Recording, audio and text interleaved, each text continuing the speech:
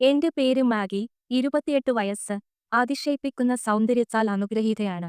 പക്ഷേ ഒരു പുരുഷനും എന്റെ ഹൃദയത്തിൽ കയറാൻ ധൈര്യപ്പെടുന്നില്ല.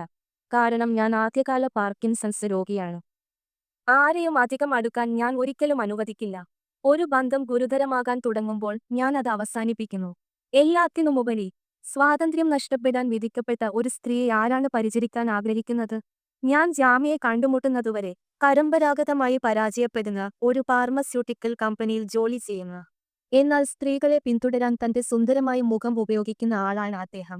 ഞങ്ങളുടെ കൂടിക്കാഴ്ച തികച്ചും ആകസ്മികമായിരുന്നു. എന്റെ നെഞ്ചിൽ ഒരു ചുവന്ന പൊട്ട് ഉണ്ടായിരുന്നു. ഡോക്ടർ കുഞ്ഞെ രോഗനിർണയം നടത്തുമ്പോൾ അദ്ദേഹം ഒരു ഇന്ത്യൻ ആയിട്ടാണ് എന്നെ നിരീക്ഷിക്കുന്നത്. പക്ഷേ പിന്നീട് ഞാൻ കണ്ടെത്തി, അദ്ദേഹത്തിന്റെ കേസ് മരുന്നുകളാൽ നിറഞ്ഞിരുന്നതിനാൽ അദ്ദേഹം ഒരു ഫാർമസ്യൂട്ടിക്കൽ പ്രതിനിധി മാത്രമാണെന്നു.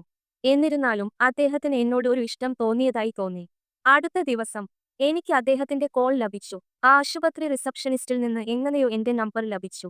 ക്ഷമാപണമായി ഒരു കഫേയിൽ കാപ്പി കുടിക്കാൻ ജാമി എന്നെ കാണാൻ ആവശ്യപ്പെട്ടു. ഞാൻ സമ്മതിച്ചു. കാരണം എനിക്ക് വേണ്ടത് പ്രതിബദ്ധതകളില്ല, ആശ്രയത്വങ്ങളില്ല, നിമിഷനേരം കൊണ്ട് ആനന്ദം മാത്രം. പക്ഷേ ജീവിതം വിരോധാഭാസത്താൽ നിറഞ്ഞിരിക്കുന്നു. ഞാൻ അകലം പാലിച്ചപ്പോൾ ജെയ്മി എന്റെ ലോകത്തോട് കൂടുതൽ അടുത്തു.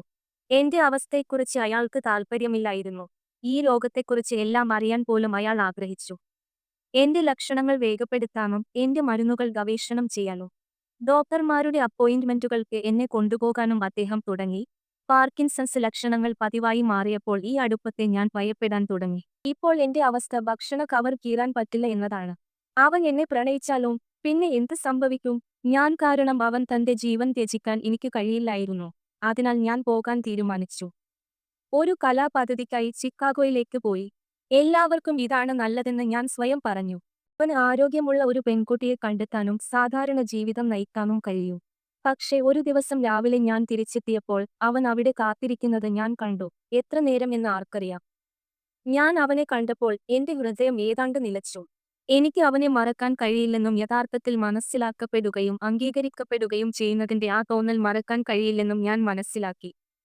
സ്നേഹം ഞാൻ സങ്കൽപ്പിച്ചതുപോലെ ലളിതമായിരുന്നില്ല. എന്റെ ജീവിതത്തെ എന്റെ രോഗത്താൽ നിർവചിക്കുന്നുവെന്ന് ഞാൻ ഒരിക്കൽ കരുതി.